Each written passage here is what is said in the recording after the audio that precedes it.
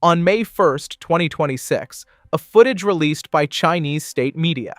A J-35 slowly taxied out of its hangar. Now, we've seen this jet before. We saw it at Zhuhai, we saw it on the deck of the Fujian aircraft carrier.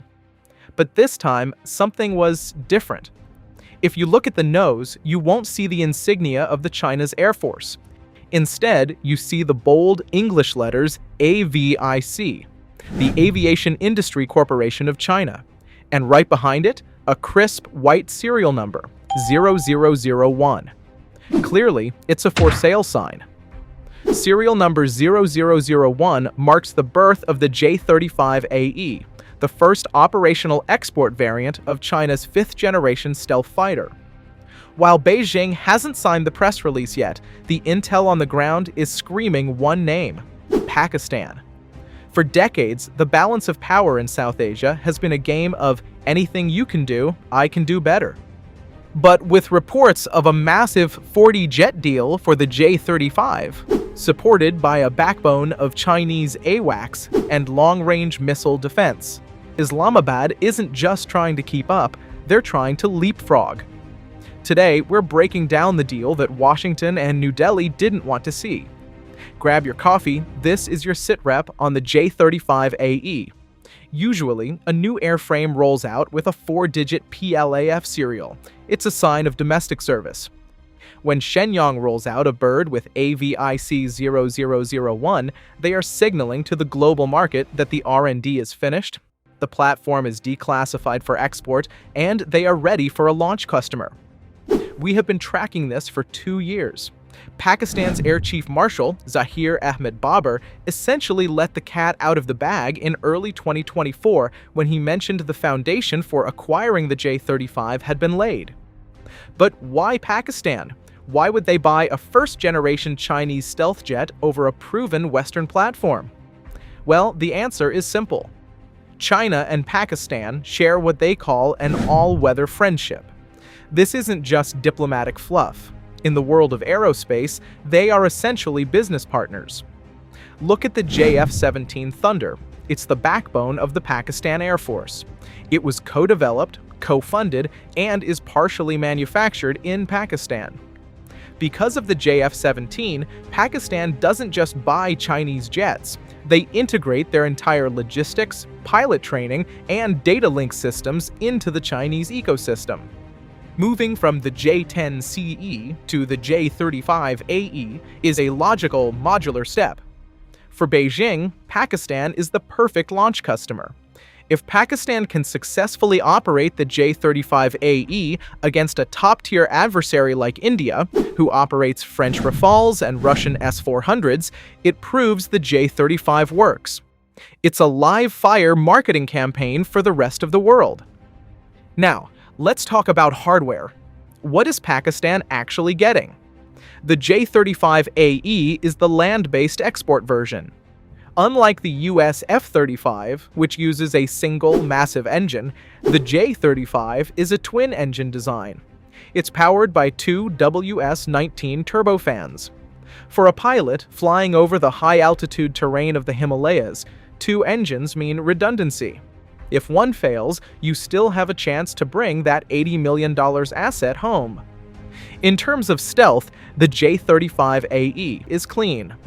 The AVIC version seen shows a teal-coated electro-optical targeting system seamlessly integrated under the chin.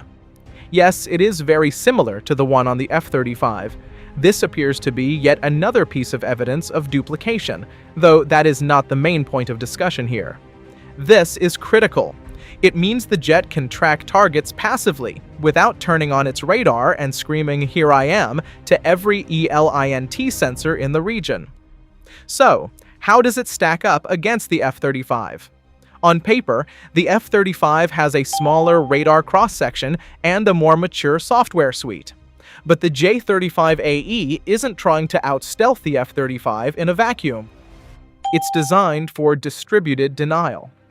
It carries 4 PL-15E long-range air-to-air missiles in its internal bay. These are missiles that outrange the current AIM-120D in some profiles. If you have a stealth bus that can fire a missile 200 kilometers away before the enemy's fourth-gen radar even gets a lock, you win the fight. Now, there is another key question. Where did Pakistan get the money to buy so many fighter jets? The total package is estimated at $12 billion. Pakistan's economy isn't exactly in stealth fighter buying shape. We're talking about a country dealing with massive inflation and IMF bailouts.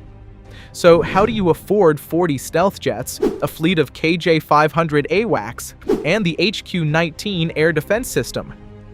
If you follow the money, it leads to two places: Beijing and Riyadh. First, China. Beijing is reportedly offering a buy now, pay much later plan. Early reports from late May 2025 indicate a $3.7 billion loan repayment deferral. Essentially, China is subsidizing the sale to ensure Pakistan becomes a permanent hub for Chinese military tech. But second, and more interestingly, is the Saudi connection. Reports from April 2026 shows a $5 billion financial assistance package from Saudi Arabia and Qatar will be land in Islamabad. Saudi Arabia has a long-standing defense pact with Pakistan. Islamabad provides the boots on the ground and nuclear deterrence. Riyadh provides the petrodollars. And by bankrolling Pakistan's military procurement, Saudi Arabia also gets a proxy look at Chinese stealth tech. It's a win-win for everyone, except India and the US. And don't looking at the J-35AE in isolation. Pakistan isn't just buying a plane, they are buying an ecosystem. Part of the May 2026 reports highlight the induction of more KJ-500 AWACS aircraft. It stays back, uses its massive radar to see the whole field, and feeds target data directly to the J-35s via high-speed data link. The J-35s can keep their radars off, staying completely invisible until the moment they release their missiles. Add the HQ-19 to the mix. This is a high-altitude anti-ballistic missile system. It's designed to intercept incoming missiles in the upper atmosphere. This gives Pakistan a shield to go with their new stealth spear. This is what we call network-centric warfare. For the first time in history, a non-Western nation is deploying a fully integrated, fifth-generation combat system that doesn't rely on a single piece of American hardware. So what does New Delhi do? India is currently in a timing trap. They have three options, and none of them are easy. Option 1. The indigenous path. India is working on the Advanced Medium Combat Aircraft. It's a beautiful design on paper, but the reality is that the first prototype isn't expected to fly until 2027 at the earliest, with full induction not happening until 2035.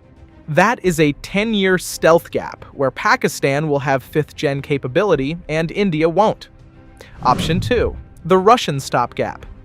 India previously walked away from the Russian Su-57 program. But with Pakistan getting the J-35A, there is renewed chatter in New Delhi about buying the Su-57 off the shelf. The problem? Russia is currently busy with its own conflicts, and their production capacity is strained. Plus, the Su-57 stealth characteristics are debatable. Option 3. The American wildcard. This is the nuclear option of arms sales. For years, the US has been hesitant to sell the F-35 to India because New Delhi operates the Russian S-400. You can't have F-35s parked next to S-400s. The Russian censors would learn the F-35 secrets. However, right now, the geopolitical temperature is rising. If the US wants to keep India as a strategic partner, they might have to make a choice: relax the rules on the F-35 or watch India lose its air superiority in South Asia. The appearance of J-35AE is more than just a tech reveal. It's the starting gun for a new era of global defense. For years, the F-35 was the only stealth game in town. If you wanted 5th gen, you had to play by Washington's rules. You had to be a trusted ally. But China just broke the monopoly. By selling 40 J-35AEs to Pakistan, Beijing is telling the world, we can also provide the stealth jets and no political strings attached. Whether the J-35AE is better than the F-35 doesn't matter. What matters is that it is available. For Pakistan, it's a strategic lifeline. For India, it's a national security emergency. And for the United States, it's a sign that the uncontested skies of the last 30 years are officially over. But I want to hear from you. Do you think the J-35AE is a real threat to the Rafale, or is this just Chinese marketing?